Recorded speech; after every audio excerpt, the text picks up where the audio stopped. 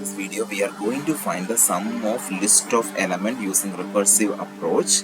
On the screen there are three ways to provide the user input. The first one is the fixed data, in which data are provided by the developer of this website. It is always constant, but in random use option, whenever you running this project, the input will change each and every time. Otherwise you can go for user input. This is a custom way of providing the user input. On the first text box you have to provide how many elements are in your list. Then you have to provide that element as a comma separated value. So I have these elements as my input and click on the user input. This is the output screen. On the left hand side you can see the Python code corresponding to your input, and on the right hand side you can see several navigation buttons. So click on this forward button. So it will show the state 1 and these are your input data. If you further click again, it will go to the second stage and it is saying that sum is equal to first element plus sum of the remaining list. The remaining list containing element 2, 1, 4, 5. If you click again the forward button, it will show that current stage is 3 and the sum at this stage will be equal to sum of the first two term plus sum of the elements in the list, that is remaining elements in the list. So those numbers are 1, 4, 5, and this process will continue until it reaches single element.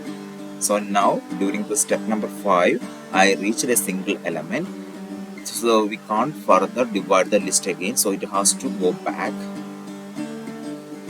So the value is returned to the previous stage, and the previous stage is saying that I have an extra element 4 there, so it's basically it need to add 5 and 4 together. 4 is also written. Now this previous stage containing element 5 and 4, and it is calculating sum between these two numbers, and the sum is 9. So 9 is returned to the previous stage, that is sum of 4 and 5 is 9. That is in the third stage.